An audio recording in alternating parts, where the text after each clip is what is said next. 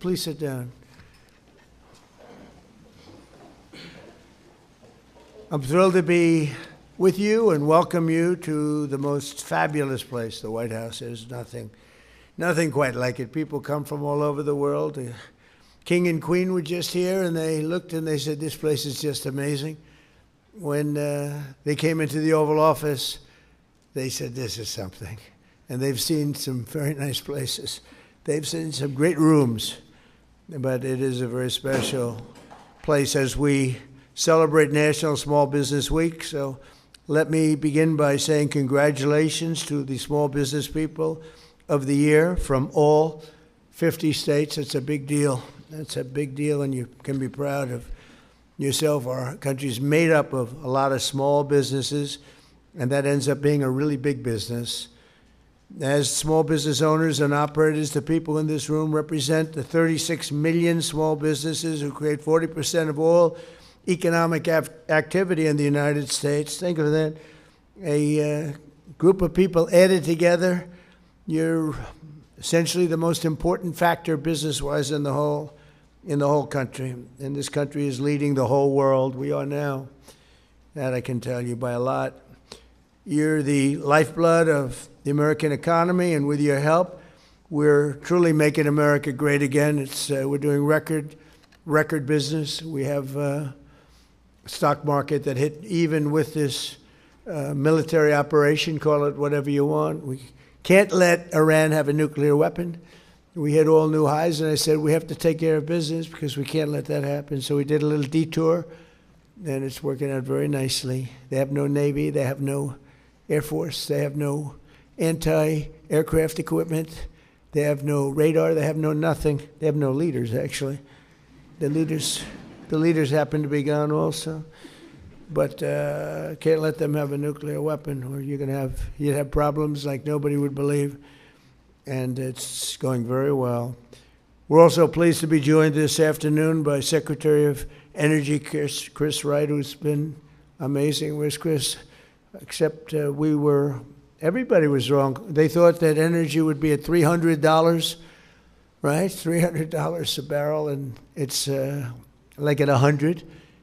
And I think going down, and I see it going down very substantially when this is over, Chris. And I think very rapidly too, at levels that you've never seen, because there's a lot of energy out there. Of ships all over the world that are loaded up with it. They can't do much with it because they got kidnapped by a pretty evil place, but we're taking care of it. We have Administrator Kelly Loeffler, who's incredible, and she's the head of the Small Business Administration. We're thinking about a name change, but I don't know. It's still pretty good name.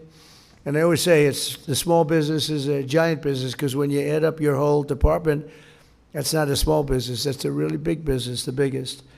Under the last administration and their radical left allies in Congress, small businesses were brutally crushed by the worst inflation in American history. We had the worst inflation under Biden that we've ever had. And I always like to correct, because if I don't correct, then the papers, the media goes crazy. He made a mistake.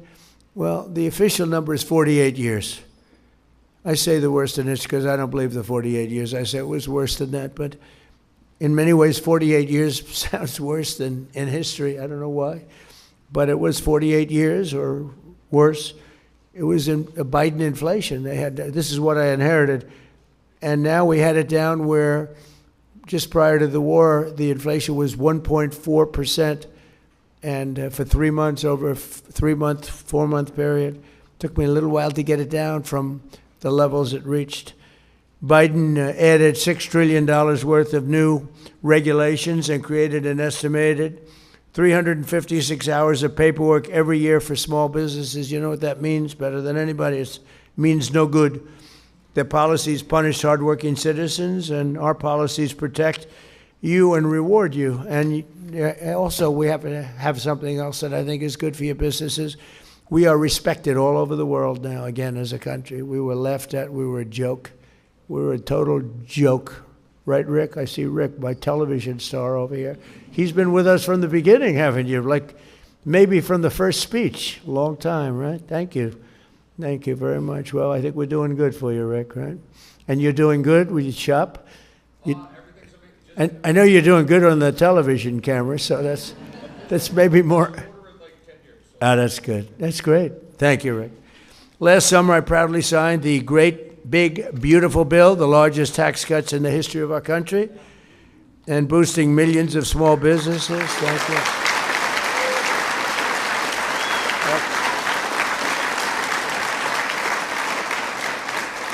Boosting millions of small businesses. We passed no tax on tips, no tax on overtime, and no tax on Social Security for our seniors.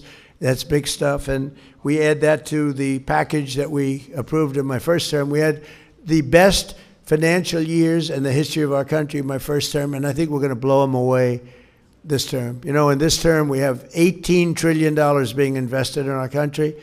And if you look at the last administration, they had less than $1 trillion for 4 years. We have $18 trillion during 11 months. The 12th month hasn't come in yet in terms of the numbers. But in 11 months, $18 trillion investments. We have auto plants being built all over the country, AI plants we're doing, and we're leading China in AI. And I'm going to go see President Xi in 2 weeks. I look forward to that, but I'll say I'm leading. We have very friendly competition, but it'll be a very important trip. We provided 100% expensing and bonus depreciation, which is tremendous. One of the biggest things that you have. I mean, it's people have no idea how big that is. The businesses do, so that businesses can deduct 100% of the cost of new facilities, equipment, and capital investment in the first year. It used to take 38 years of deduction. Now you get it done in one. You can take one so you can expand. I think that's what made us so successful in the first term. But now we have it for a 10-year period. So you have it for a while. I really was going to make it for a 1-year period. That would mean you spend all your money immediately. Now, unfortunately, I gave you too much time. I was sort of against that. I said, let's do it for a shorter period of time. But we did it. It's the right thing. And this way, when I get out of office in, let's say, 8 or 9 years from now, I'll be able to use it. I'll be able to use it myself.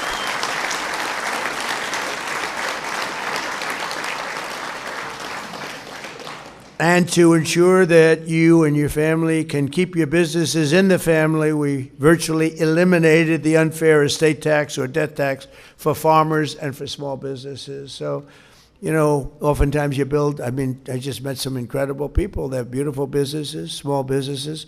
They want to have their children. Those businesses were all long-term. It was, the father was there, right? We're just talking about with the beautiful pretzels. I said, pretzels, oh, those look good. I wanted to take some right now, but I didn't want to be rude and rip your bag apart. But the businesses they've been in business for a long time, almost every one of them. And you pass away, you want to have your children take over your business, they work in your business, and they got hit with the state tax, or we call it the death tax, but we call it both. It does the same thing. And they couldn't afford it. They went out, they take the business, they mortgage it up to pay the tax, and they end up losing the business. They end up going bankrupt. They end up, in many cases, committing suicide. We have a lot of that. You have a lot, especially farms, you know. They want to be on that farm. They don't want to lose their farm. And it's land rich and cash poor. And they go out and they borrow and keep borrowing. We ended that. No more estate taxes on farms and small businesses. So I hope everyone's appreciative of it. Now, if you don't like your children, it doesn't mean anything. But if you do like to leave them to somebody that you love, then it's a big deal for them. You have other problems, but for them, it's a big deal. And I want to say thanks to these tax cuts. 12 million American small businesses got an average tax cut of over $7,000, and our pass-through deduction alone is delivering an average of $4,600 in savings to 8 million entrepreneurs, and is projected to generate $750 billion in economic growth for the country. It's really amazing. I see it on the television. I don't call this fake news because this is real fake news, but when you look at some of the things that have taken place, we don't get covered correctly. But in terms of the truth, we're having $5,000, $6,000, $7,000, $10,000, $11,000 with no tax on tips and no tax on Social Security, no tax on overtime. And people are making sometimes 11. I mean, I've seen it just where they're asking people virtually on the street, how is it doing? And everyone's surprised, including me. I didn't know it was going to be as much, but I knew it was going to be a lot. But you have people that make an extra $7,000, $8,000, $9,000 a year between the no tax on tips, no tax on overtime is a big one. It's a big one. But the no tax on tips was great. I won the.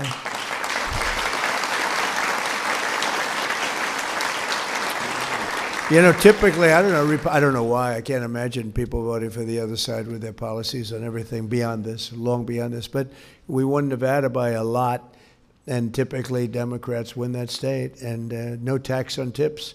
A lot of people getting tips in Nevada, so it had a big impact on people, and much bigger than they thought. And they're just now starting to realize how big and how really wonderful the great big beautiful, I call it the great big beautiful bill is, because we really, it should be called the great big beautiful tax cut bill and regulation cut bill. We put everything in 4 years. If we didn't pass another bill, which won't happen because you always want to keep going, but everything was put into this one bill. That's why it's called the great big beautiful bill. And one of the things that happened is we were going to do it over 17 different bills. And I said, let's give it a shot. Put everything in one bill. And thank goodness we did it, because the Democrats don't approve anything. They don't approve. You can have the best thing. It can be for security. Look at the security. They want to defund ICE. They want to defund our incredible Border Patrol. They want to, essentially, they want to defund the police, but they don't want to say it. It's crazy what's going on. So we put it all at the beginning. We have a little honeymoon period, a tiny little honeymoon period in this case, so we got it all approved. Late at night it got approved, and this was really done as a 4-year bill, Kelly. You know that very well. You were a big part of it. And we got it done, and everybody was surprised. They thought we had to do it in little tranches. I don't know that we would have gotten the little tranches done. There was so much in here that people had to approve it. And if we would have done it individually, I'm not sure it would have gotten done. Plenty of those individual elements would not have gotten done. And almost as important as the tax cuts, we've slashed a record number of job-crushing regulations. That includes for you, and that includes tremendous numbers of environmental regulations, which stopped your businesses, but they didn't do anything, and they had no impact. If anything, they made the environment worse. But we eliminated 129 old regulations for every new one that was approved. It was supposed to be 1 in 10, and it's turning out to be 129. So for every regulation, think of that, 129, we lose them, we get rid of them. It was supposed to be 1 in 10. We would have been happy with, we did 1 in 12. We started off 1 in 7 with my last administration. We got it up to about 1 in 12. Now I see we have a 1 in 129. So we're getting rid of 129 nonsense regulations for every new one that we pass. And thanks to these pro-growth policies, our economy is roaring, and factory construction is way up. Consumer confidence is way up. Business investment is more than triple compared to that of just a short time ago. And before I took office, nobody can believe it. And nobody can believe the $18 trillion number that we gave you, because it's a record for any country, not just here, it's for any country. A lot of that had to do with November 5th, but a lot of it had to do with tariffs. We charge tariffs to companies when they come in. A couple of you were just saying to me that you're getting hurt by China and other countries making a product that's not as good, but it's less money because of the fact that there were no guards, no safeties for you, and we've changed a lot of it. Some have said you've absolutely saved our business, but because of the use of tariffs, we have all this money, because if they come in and build a business here, if they build their plant here, there are no tariffs. Jobless claims just hit the lowest level since 1969, and more Americans are working today than at any time in the history of our country. So we have more people working today than at any time in the history of our country. That's a beautiful, I mean, what can be better than that? You say, like somebody was saying, oh, will AI take our jobs? Well, we have a lot of AI up. They said, it's going to take jobs. I said, well, you're probably right, maybe a little bit, but it's going to create a lot of jobs. And did you know that more people are working in the United States right now than ever before? They said, no, is that true, really? That's the end of that argument. And a lot of good things are happening. And leading in AI is very important because that's a tremendously big industry. And we want to be able to lead. Primarily it's China, but other countries are very much active in it also. Under the last administration, 1 in 4 new jobs was a government job, but since my inauguration, 100%, think of that, 100% of all new jobs have been in the private sector, 100%. We cut a lot of government jobs.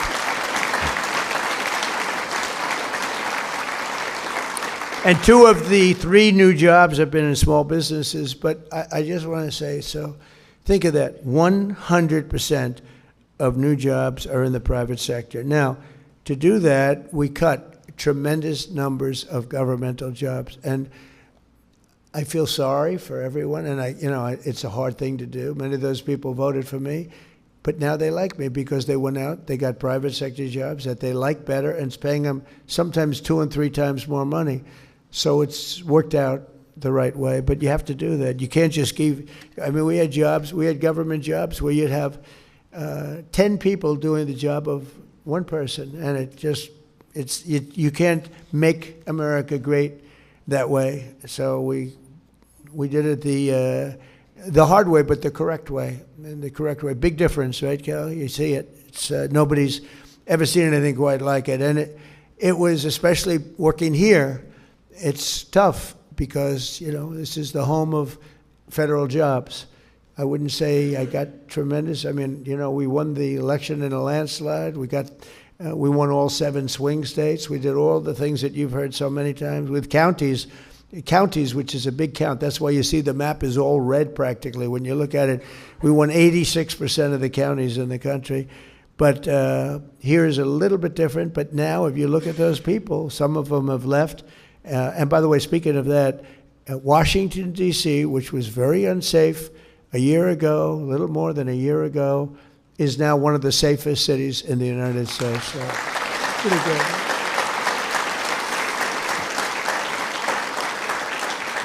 So we had to cut the jobs because we were way bloated with federal jobs. And, I could, with one swipe of the pen, I could say, let's have no employment, and I'll hire 1 million people or 2 million people. I say, we just hired 1 million people, and we have absolutely no employment. And that's what they would do. They'd have bad numbers coming up, so they'd hire a couple of 100,000 people, and the numbers would look okay. With me, it's the exact opposite. We terminate a lot of federal jobs that are unnecessary, and they don't like me for doing it, but a year later, they like me because they end up having a much better job, oftentimes in a place where they'd much rather live. They go to the place that they want to go. They're not stuck in Washington or someplace else. And they do much better. And in the end, I've had a lot of people come up, they say, I was so angry at you, but now I'm making sometimes 2 or 3 times the money in a job that I really like. So you got to do what you have to do. You have to, politically, I don't know if it's good, bad, or indifferent. I think it's probably bad, maybe politically, but in the meantime, I'm in the White House, so maybe it's good. A lot of times,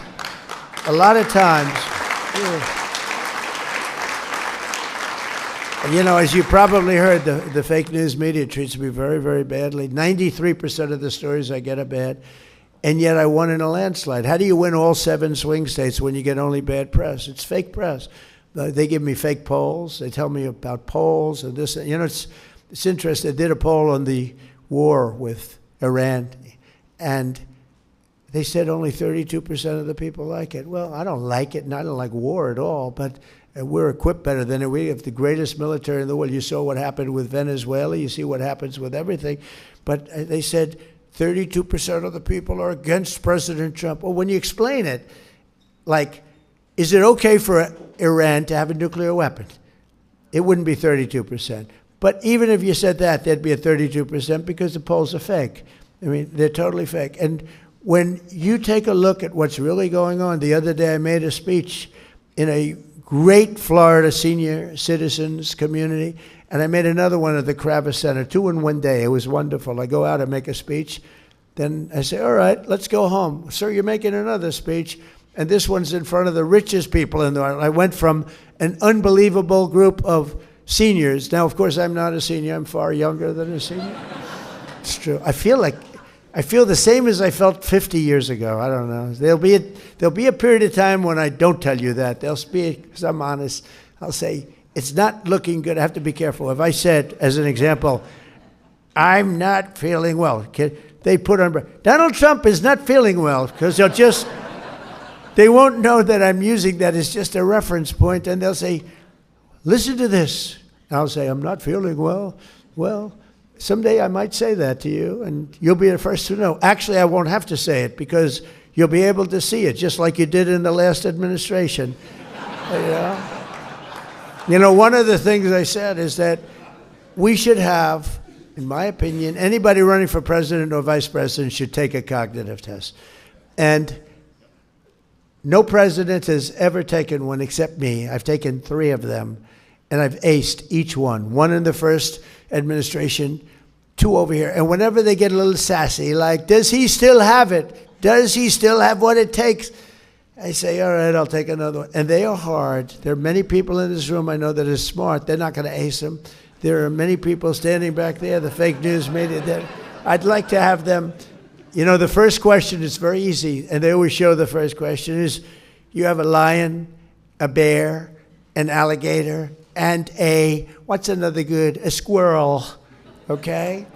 Which is the squirrel?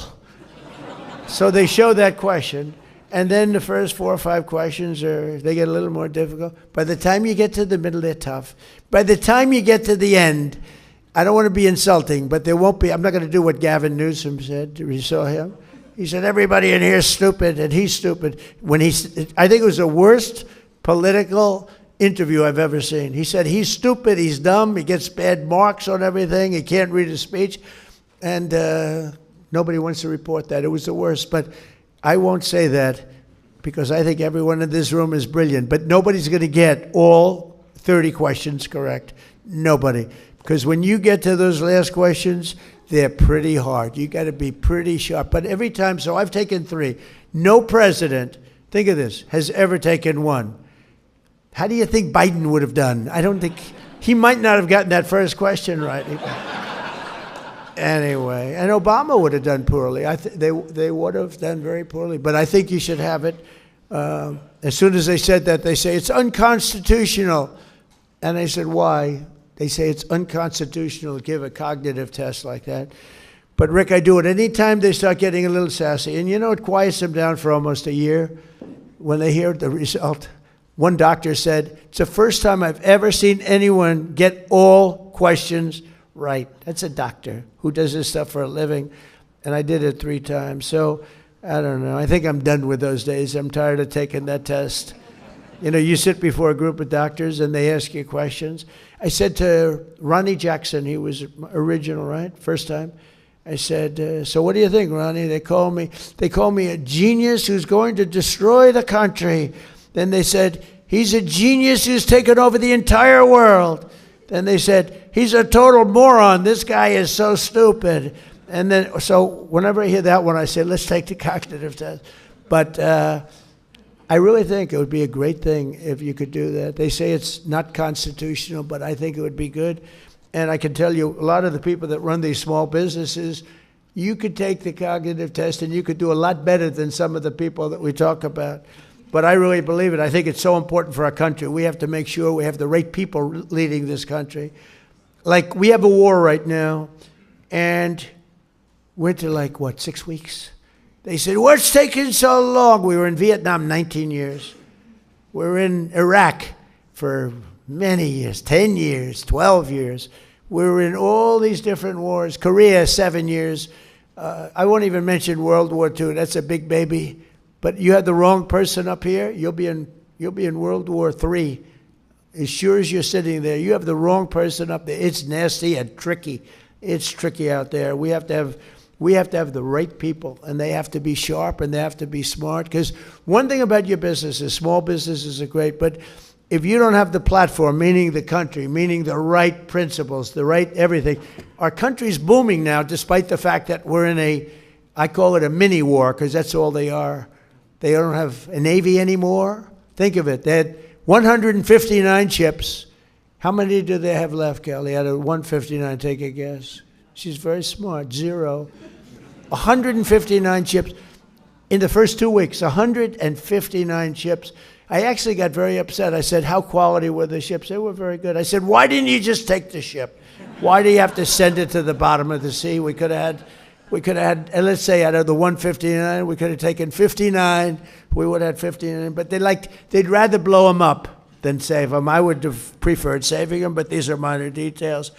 But one of the small business owners who can tell us firsthand how our tax cuts are boosting revenue is someone you may have heard, and I made mention of the fact he has been with me. I don't know, maybe he doesn't like me, or maybe he loves me.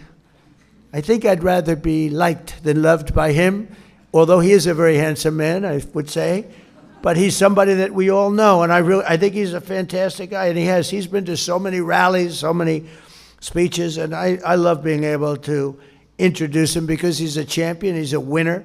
You know, to go on television and to make it, he made it big, but to go on television, I don't know if you know this, Rick, 5% of the shows make it. 2% of the shows make it pretty good. 1% of the shows make it. So it's very risky to do a television show and I did The Apprentice, and that was one of the great hits of a long time.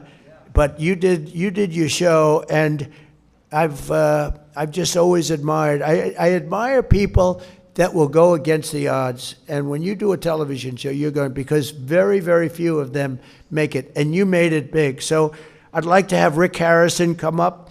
It's a gold and silver pawn shop in Las Vegas, and you know his show very well, and say a few words, Rick. Come on up. You're looking good. Thank you, Rick. Come on up. All right. You know, usually I announce them at rallies, and they give you 3 minutes notice, and I can't come up with a speech, and they literally just told me a couple hours ago to take a little speaking. I just want to say he's amazing. He's done so much. I mean, so much for all of us.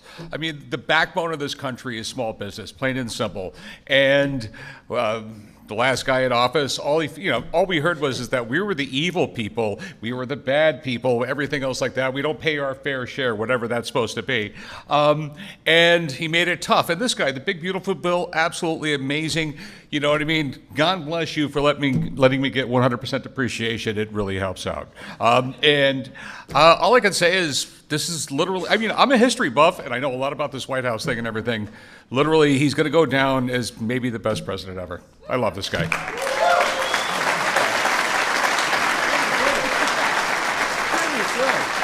Wow. Wow. I'm glad we didn't tell you, because actually that was much better than when you're fully prepared. When he comes up fully prepared. No, that was great. Thank you very much. And very special guy. Thank you. Very nice. One of the strongest, and by the way, right behind me, see this? You call it a room. This is the biggest room in the White House. It's not big enough to have anything. We had the king here. We had 102 people, and we could have had 2,000 people, literally. But I call it a knockout panel. See, some people would say, oh, that's a curtain. Underneath that curtain is a window. Outside of that window is the new ballroom. So I said, I'll get out of here, and I'll let you guys, if you want to see a beautiful structure going up, complex, safe, things that could never happen like happened a week ago. That was a pretty bad situation. You can't have 1,000 units over the ballroom with an entrance right next to where you are for a lot of reasons. So if you want, we're going to open that up. I think later on you'll open it up, let the people take a look, and it would be pretty good. Not as exciting as looking at oil wells like Chris gets to do all day long, right? And speaking of that, we're doing well in Venezuela, right? It's working good? Yes, we are, Mr. President. Yeah, that was good. That war took us approximately 48 minutes. And actually, we have a great relationship. And you know what? I heard the other day that the people of Venezuela are really happy. They're seeing things happen that they haven't seen in 20 years.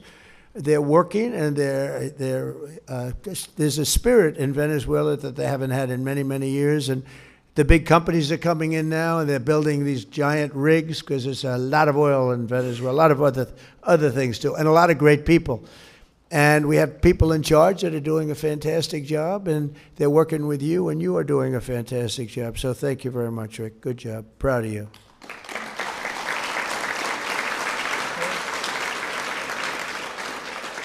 People of Venezuela are very thankful for your proud and bold leadership to change the trajectory Come of here. their lives.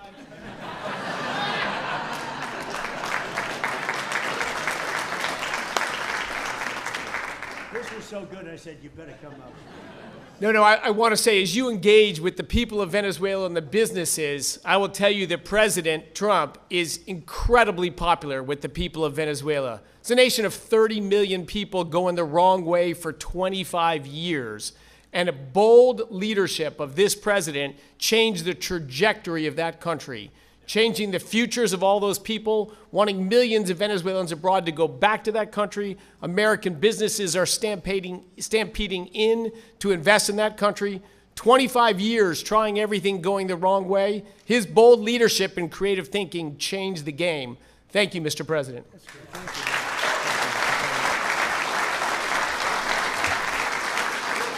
Wow, thank you. That's good. We have a great relationship. We have hundreds of millions of barrels of oil coming out of Venezuela, going to Houston and different places to have it refined. And we're sort of, it's almost really a partnership. The man you just heard speaking, Chris, has been, he wasn't my choice. I had somebody else for Department of Energy, a fantastic man, Doug Burgum. And I said, I want you to head up energy. He says, no, there's one person better than me, is better than anybody. I said, who the hell is that? Chris Wright? I said, who's Chris Wright? Tell me. And he's like the #1 guy in the whole world at this subject. And I said, well, let's talk to him. I don't know. He probably makes a lot of money if he's doing that. And he was. He's taken one of the largest salary cuts in history, I'll tell you, without question. But he's done a fantastic job. These are the people we have. We have great people. Doug is great. He was the governor of North Dakota. He ran an incredible state. He was very successful in business. He started with a small business. He sold it for $1 billion to Microsoft. And he wanted to do what Trump did. He said, I want to be a business guy, and now I want to run. I made a lot of money. I want to run. So Doug Burgum ran, and he became a great governor for 8 years. He was term limited. And I saw him at a session, a speaking session, and sort of a debating session. I thought he was great. And I said, if I win, I'm going to get that guy in. And he's now heading up, he's now the largest landlord in the world, I guess you could say, right? Department of Interior. And he's been fantastic. But he wanted Chris to be energy. So he's got all the power of the energy, but he doesn't have the land. Doug has none of the power of him, but he has the land. So I merged them. It's a friendly merger. We don't have any papers. They just get along together, right?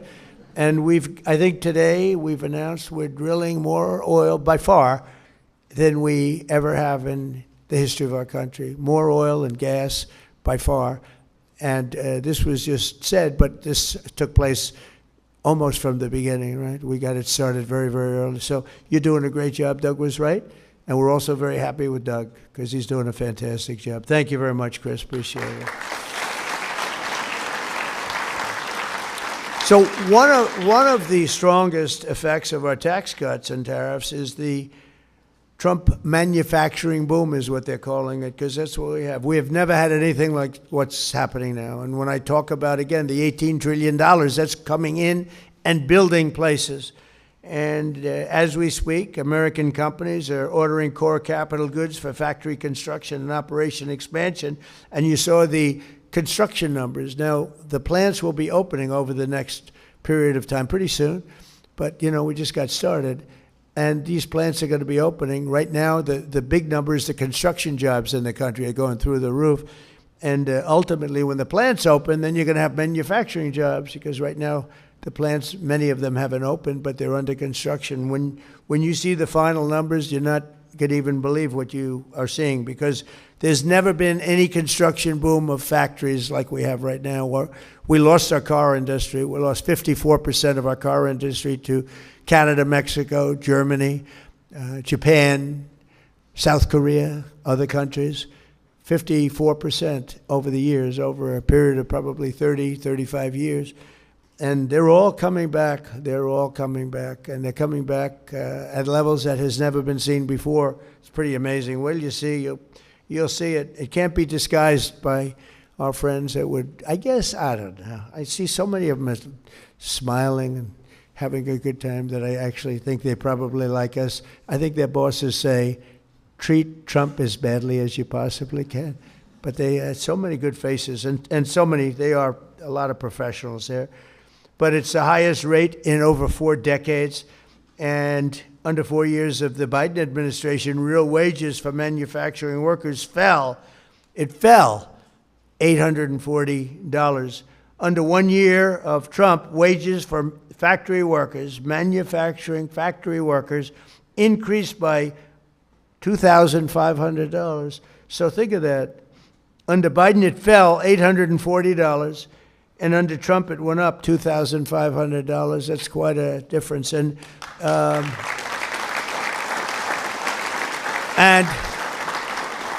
as I said, you haven't seen the real effect because these factories are being built right now. When they open, you're going to see numbers that are much greater than that. And a lot of these government workers, good people, and you know, I don't blame them for liking what they had, but they're going to all be in this system, and they're going to be making double and triple what they were making in government. We have a country again, because you can't have a country that works where you have literally 10 people to do one job. You can't have it. You can't have a great country. Earlier this year, I visited Costa Steel in Rome, Georgia, before I took office. China and other countries were taking more of our industry all the time, just more and more. And Costa was hit very hard. Their core business dropped from 2 shifts to 6 days a week. And the 2 shifts were during my administration, by the way. But now it's down to and then ultimately is down to 1 shift operating 3 days, and it was going down to 1 day, and they expected to go out of business. There was no stopping it. And now, thanks to the tax cuts and the steel tariffs that I put on, Costa is thriving like never before. I just heard from them, and they're at now full shifts, 2 full shifts, 6 days a week, and they may go to a 3rd shift round the clock. Think of that, round the clock. They've never had that before, and they've have a backlog of 7 months long of things that they're building, steel products, great. And they said, I was with the gentleman that owns the company. He thought he was going out of business, and now he said, now I have a great business in just a period of literally a year and a half. It's we thought we couldn't stop it. And he said, all of my friends up and down the line, they have different businesses, factories, big businesses, but they all thought they were going out of business, and now they're all doing better than they've ever done before. They've gone from employing, in this case, Costa, 50 people to 125 people, and the 50 people is going down to about 14 or 15, and now they're at 125, and they're looking for additional people to work. And I want to thank their president, Andrew Seville, who I think maybe is here. Andrew, are you here someplace? Where are you, Andrew? Wow. You want to say something? Come on up here. He really understood what was happening, and I think it would be nice. You weren't supposed to speak, so I hope you're not nervous. Come here. Well, no, you make it easy. Thank you very much. The most thing that took us right to the top was your tariffs. And I think everybody in here that runs a small business, the tariffs had an effect on you one way or another, and that has just taken us, all the jobs that were going to China, you brought them back, and it really took us to the next level.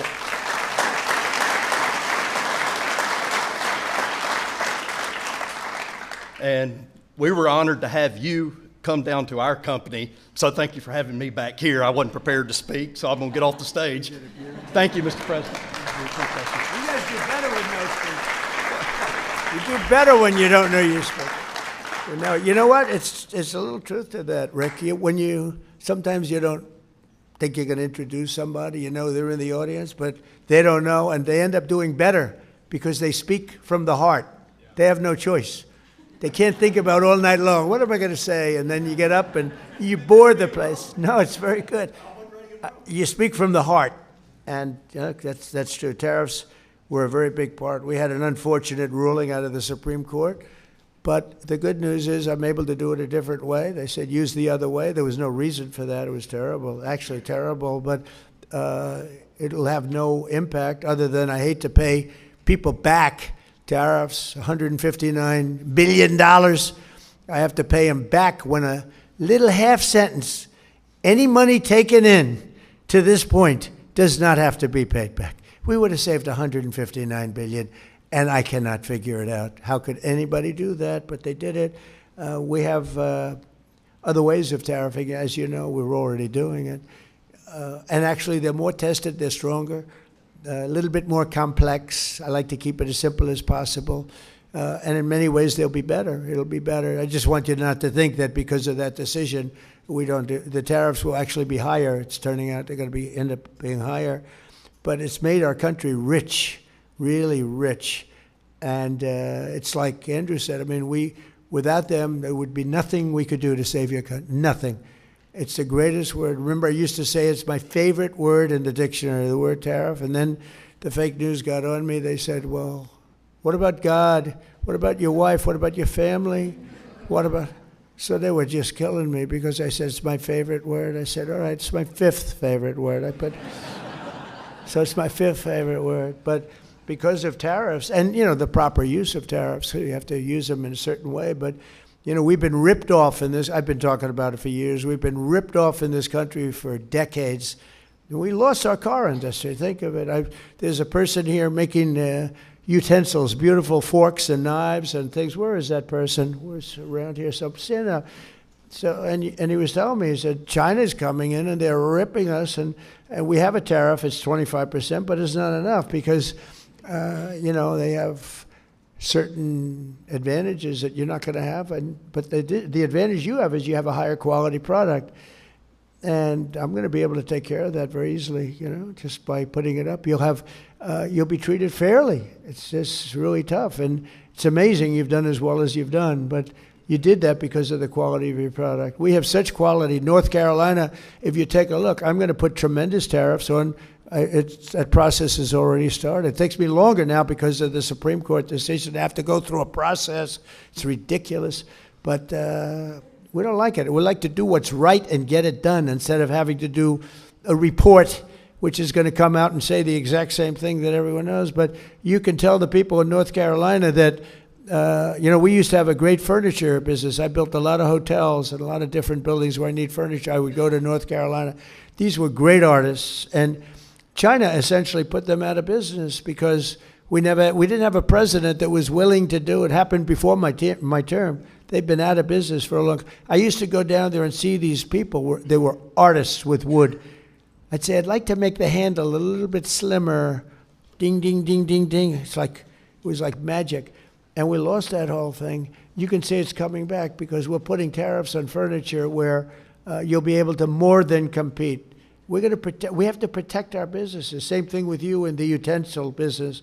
Your stuff is so beautiful, but it's very tough when you're competing against something that is cheap and, you know, because of the lack of protection that you've been given, it just puts you out of business. So you actually said thank you for the tariffs, but the tariffs really aren't high enough, in my opinion, in that particular thing. But with the furniture, we're going to bring all the furniture back to North Carolina, and you're going to see it'll be as robust as it was 25, 30 years ago. The greatest furniture people in the world. And they got stolen. They really didn't take them. They found people in China that could do it, and all those people got put out of jobs. And their kids have that same ability. And you watch what happens, how good it is in North Carolina, because I've had to go through a process to get that approved. But now it's proved, and you're going to be, again, the furniture capital of the world because nobody can do that quality. And I know the quality. I buy a lot of things from China. And because I was forced to. You know, when I was in the hotel business, I was forced to buy from China because of pricing and because of for other reasons. What I wasn't getting was the kind of quality that we were getting here. And now you'll have a combination of both. So you can let that be known. I don't know if that's breaking news or not for these people, but to me, it's very important. I've been wanting to do it for a long time, and now we have it pretty well ready. So And we love North Carolina. My administration is also committed to ensuring that American small businesses have access to the credit and capital that they need under Administrator Loeffler, who's phenomenal. She is phenomenal.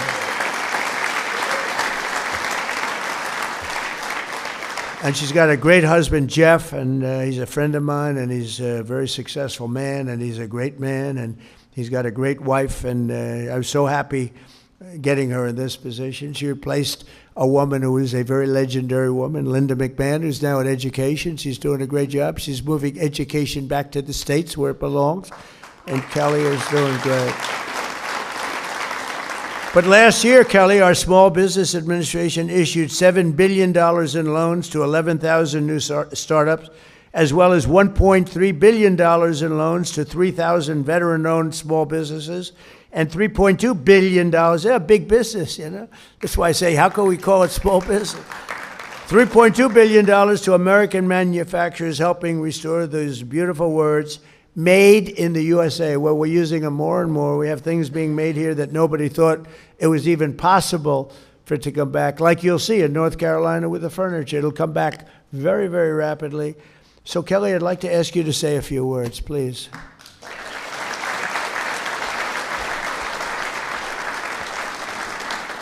Thank you, Mr. President. First of all, you are the most pro-growth, pro-small business president in American history. Thank you. It's such an honor to join you here at the White House to recognize National Small Business Week, and you're the greatest commander-in-chief ever, but also one of America's greatest businessmen, and small businesses know that. They see that this administration is shifting power and capital from fraudsters and Washington bureaucrats back to Main Street job creators, just like we have gathered in this room today. Fair trade, deregulation, and the working family tax cuts in the One Big Beautiful Bill, they are powering real opportunity that I see all over as I travel this country, especially after 4 crushing years of Bidenomics and decades of shipping our jobs and our industries overseas, hollowing out our local communities. That is ending. As I travel the country each week, and Mr. President, I've traveled with you from Iowa's Machine Shed restaurant to Georgia's Coosa Steel factory.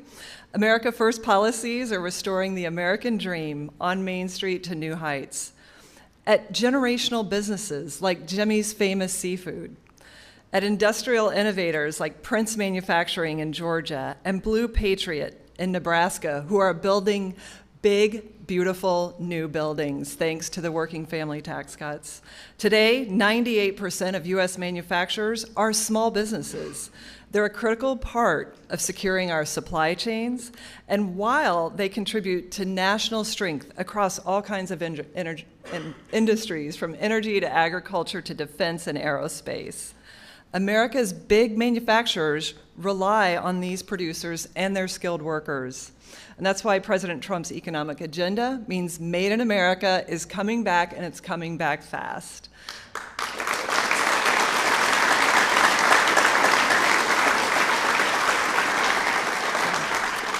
Now, at the Trump SBA, we're helping to fuel that growth as the most free enterprise agency in the federal government. In 2025 alone, we guaranteed a record $45 billion in lending to 85,000 small businesses through local banks. That's an all-time record at the SBA, and we did it with 53% fewer staff at the agency.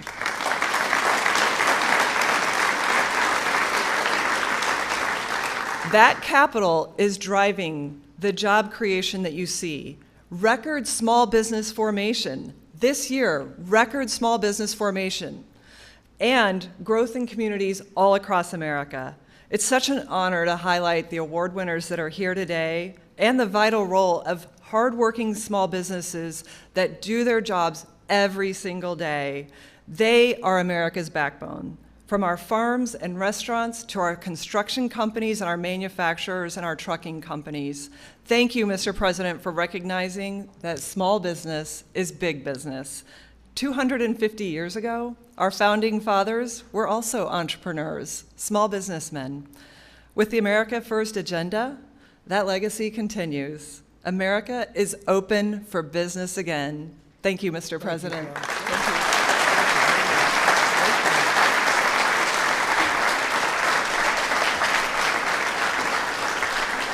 That's a great job. I just want to sort of end by, I'll give you a little common sense business. So a lot of you run your business for a couple of reasons: talent, brilliance in many cases, but also common sense. And I'll give you just one little anecdote. We have a beautiful, potentially beautiful, built in 1922, it's a long time ago, reflecting pond in between the Washington Monument and the Lincoln Memorial. It's 2,500 feet long. That's taller than, I think, any building in the world. That would be if you lay it sideways. It's 2 Empire State Buildings, more than that. And very wide, 167 feet. And for years they've wanted to fix it, rebuild it. It's granite. The stone is good, granite's great, but it was leaking because it's little pieces of granite. Very, very expensive when they did it, but it always leaked from the day they built it. In 1922, and it leaked badly, and they've looked at fixing it for decades, really fixing it, and it wasn't working. It was too expensive, and the final price we got fairly recently was to fix it is $350 million, because they were going to take the granite out and they were going to replace it with new granite, new stone, tighter joints, all that. It was going to take 3.5 years. And I heard about it, and I called Doug Burgum, and I said, Doug, what do you think? I built a lot of swimming pools, hundreds of swimming pools in different jobs. I said, let me look at that surface. So it's granite, so granite is virtually indestructible, but it was filthy dirty. It started because I called, because it was so dirty, it was disgusting. People called me and they'd say, it's a shame. I'm looking at the Washington Monument and this thing is terrible. The water is dirty. There's cartons of stuff in it and everything is just so horrible. And I said, wow, that's terrible. We can't have that. I actually had Secret Service. I said, drive over there. I want to see it. Sir, we won't be able to do it. I said, just do it. And when it was terrible, I looked at it, terrible. So think of that. So it's going to cost $350 million. Because we're going to take the granite out, put new granite, and consider it like as tall as the tallest building in the world, if not taller, and laying on its side. And I said, wow, that's terrible. $350 million. It's going to take 3.5 years. 3.5 years it'll be, and 3.5 years means 5 years. $350 million means $500 million to fix a thing. And I said, I built all these swimming pools, and they're phenomenal. They're 20 years. I have one up the road where it's a great club on the Potomac River, and I bought it, I'll bet 21 years ago, and I built a beautiful Olympic-sized pool. And I asked the other day, I said, how good is the pool? Oh, it's beautiful, sir. I looked at it, looks like it's brand new. It was done 20 years ago. So I have some very good contractors, some good, one or two in particular. And I sent the three best. I said, do me a favor, fellas. Go take a look at the reflecting pool that sits in between Lincoln and Washington, the beautiful, what should be beautiful reflecting pool. And one of them who came back, who's really, I would say, the best, but they're all good. He came back, he said, what an exciting job, sir.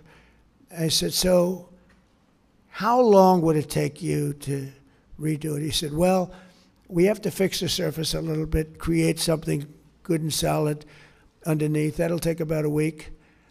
And let's say it'll take me to put the new material. Now, the swimming pool is good, but he said, sir, I'd get commercial grade. What is that? He said, that's much stronger, much heavier, meant for commercial. It actually looks better. It's more expensive, sir. I said, that's okay. I said, how much will it cost? I think we can do it for about $1.9 million. So he said, what color would you like, sir? And I said, well, that beautiful color that we have in Florida. He said, this is in Florida, sir. We don't have that green-blue around here. We have blue water. But he gave me a choice of 50 colors. Now I'm going crazy. I'm saying, Now think of it. If we put the granite, you know what your color is? It was gray. It was gray. Not a good-looking color. So even if you did it, it's not good.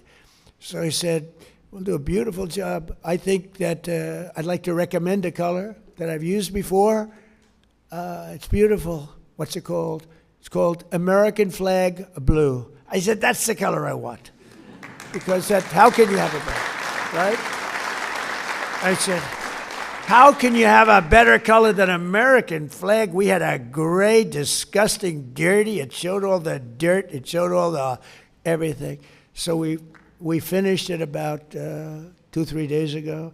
They ripped the hell, they roughened the surface. They left everything there. The demolition would have cost $60 million to take the stone out and put new stone in. So we cleaned it, we steam cleaned it, we sandblasted it, we pebble blasted. You know what pebble blasting, that's a serious sandblast. That's really, because it's granite, it's so strong. We roughened the stone so it's a good surface, got it immaculate, and it's beautiful. But it still has the lines in between it. You're going to have leaks all over the place. And we filled in some areas. And the work started a few days ago. And I wanted to go today. I said, let me see these small business people. And then I want to go over and see the contractors to see how they're doing. But Secret Service was not thrilled. They were not thrilled at me standing in the middle of a pool with lots of buildings looking down. We have to be a little conscious of that, right? Chris, you'll have a new boss someday. And I don't know if you'd like that. So here's the story, just in a nutshell. For a much better job, 1.9 million, 1 week. Because I don't call actually the Parks Department did a great job. They cleaned, they had a lot of men cleaning, they're scrubbing the scum off, years and years of decay and bacteria and everything else you can think. It was terrible, actually. It was worse than the people would tell me. They say how bad it looked. It was much worse. The Parks Department did a fantastic job. They got it down to the surface, and these guys came in and made the surface really, really good. And now the fun starts, and they're putting it down. So, ready? 1.9 million versus $350 million. Right? Common sense. Common sense. A great, beautiful blue color, American flag blue, as opposed to gray, right? Water's not gray, but it's one of those things. And instead of 3.5 years, it's 1 week. So think of that. 1 week, don't everybody say, well, yeah, but you can't compare this. Yeah, you can't. It's much better. It's a much better job. This will last for at least 50 years, and you'll never have a leak. It's very strong. You couldn't, if you had a knife, I don't want to give anybody ideas. If you had a knife, you can't even cut it. So strong, so powerful. It's like powerful rubber. It is beautiful, sealed. And I looked at just one of the little pieces that they did to finish. It's like a piece of glass. Beautiful color, beautiful everything. You could never get anything like that. And just think of it. So for a tiny fraction of the cost, and a tiny fraction of the time, we end up with the most beautiful thing that you'll ever see. And I look so forward to that opening up. And it's sort of a business thing. It's a common sense thing. First thing I thought of when I heard $350 million, because I'm the one that said, let's get it done. But they had done studies for years because they wanted to get it done. Never got done. Probably so expensive they couldn't afford to do it, really. But there's a thing, common sense, right? Swimming pool. I said, well, swimming pool looks so beautiful. Wouldn't that be nice? So for a tiny fraction of the time, a tiny fraction of the cost, we end up with a much better product. And this is what you people do with small businesses all the time. It's what Kelly does in running this. She comes to me a lot of times with ideas for less money. It's a better job. So I thought I'd tell you that because this just happened. This just happened. If you go down, if you'd like to see them doing it, on your way back home, take a trip down to the reflecting pond, or they call it the reflecting pool. Some people call it the reflecting lake, but the word reflecting is always a part of it. They call it different things, but reflecting is always a part. Last but not least, we have someone who is helping us lead the revival in American manufacturing, this year's National Small Business Person of the Year. I want to hire him. How big is this business? I want to get him. Mark Lamantia, and he's a fantastic guy, and he's the owner of Hometown Products, a metal casting and 3D printing company near Youngstown, Ohio. I hear it's amazing what he's done. In 2008, the company was nearing bankruptcy. It looked like it couldn't be saved, but that's when Mark patented a system to boost productivity at the company by more than 400%. Mark would like to use you in government. How would you? If you could use that system in government, that would be very nice. He transformed Hometown into a pioneer in 3D printing, and he's leading everybody. And today, they're North America's leading producer of 3D printed sand cores and molds, which is a big business. And Mark, we're here to honor you today, and if you could come up, we're going to give you a little something. Come on up. Hey, Mark.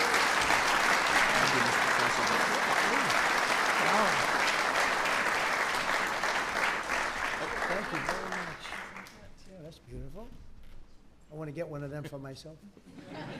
I'll honor myself. That's very nice. Would you like to say a few words, Mark? Go ahead, I'll hold it for you. Mr. President and Administrator Loeffler, I would like to thank you for the opportunity and the privilege to represent the 36 million small business people, to be an ambassador for the largest part of our economy. And I would like to thank you from the Hometown Products Industrial Athletes team that I have the privilege of serving every day as their head coach. But even more, I would like to thank you, Mr. President, for restarting and rebooting our economy. And manufacturing used to be 38% of our economy, and it's down to 9%. And I know that you love America, and I know that you want to restart that. You know, in the last 3 months, the PMI index has gone up 3 months in a row because of that restart. We have 10% increase in hiring, and we'll be able to buy more of those $1 million printers that we're able to print the fight, fight, fight Trump statue that was in Butler with Corey.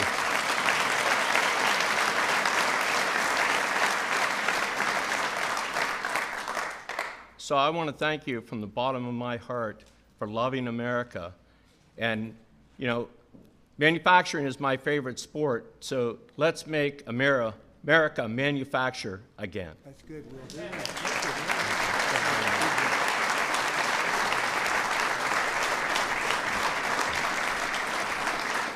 That's a great job, and I heard it's a great company. You've done a fantastic job with it. Thank you very much. And you're right. We lost our manufacturing business, and I used to listen to President Obama say, "You'll never get manufacturing back. It's the biggest business in the world if you get it back."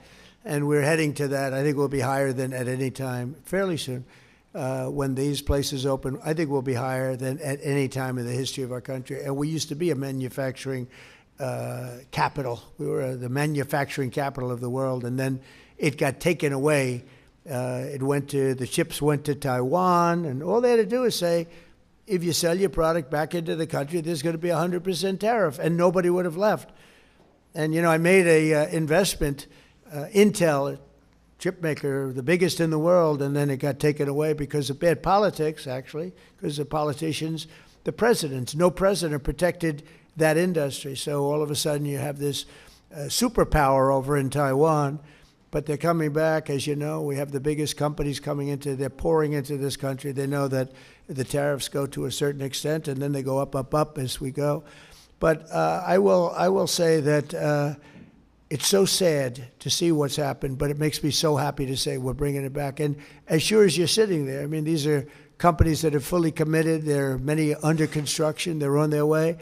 And when I look at what happened to our country, I used to make speeches as a private person. I always loved politics, but I never thought I'd be doing this. But as a private person doing well, I used to just marvel at the fact that the car companies were leaving Detroit and leaving our country at levels that were just, I mean, I say, you're not going to have any cars soon if you don't do something. And all they had to do is say, you can leave our country, you can have lots of fun building your cars, but if you think you're going to sell it back into our country for no cost, you're wrong. But nobody said that. Not one president, even presidents I liked, but they were bad on trade. You've never had a good president on trade. And now you do, and we're bringing them back at levels never seen before. So we're going to have something. And as far as small business is concerned, you are really the driver. I love that story because that's the kind of story that half of the people, I'm not sure about all of them, I'm not sure about Rick, but most of the people in this room would have thought of that. They would have said, well, what about surfacing that stone, that existing stone? But it's just, one example. It's such a great one because it's massive amounts of money and time and a disaster of construction for years. They'll be building and building and building, a mess. What common sense is all about. And you people more than anything, I know you all indirectly. If I don't know you, I still know you. But the fact is, it's common sense. And if you didn't have common sense, you would not have a good business, and you wouldn't have a good small business, big business, or any other business. So I just want to congratulate Mark. I want to congratulate. It's a great tribute, really. You've done an amazing job. But I want to congratulate everybody in the room. You're fantastic people. And we are really, this is the golden age of America. I really believe it. Last year, we were scoffed at. I tell the story often that the king of Saudi Arabia, a year and a half ago when I was over there, he said, America was a dead country. We didn't think we'd be investing. We didn't think it would be appropriate to invest there. We were a dead country. And now, President, you have the hottest country anywhere in the world. That was 7 or 8 months ago. We're a lot hotter than we were then. We had to do this little excursion, but the excursion is, the stock market's higher now than it was when I assumed the market would be down 25%, and that was worth it to get rid of lunatics that would have nuclear weapons that can wipe out countries with the push of a button. You can't do that. So I had to do it because it should have been done 47 years. It should have been done by many presidents or other countries. It should have been done a long time ago, but we're doing it, and we have no choice, and I'm very proud to be doing it. But the amazing thing, I thought would be down 20, 25%. I thought the market would be down. The market's at new highs despite all of it. And so the market is genius, and they see what's happening, and they get it. But I just want to say it's an honor to be with you, and keep going. Small businesses, some of your small businesses like yours are going to be large businesses very soon. And it's an honor to be with you, and Kelly and Chris and all of the people that work with me. What a great job you do. We appreciate it. Thank you very much. Thank you very much.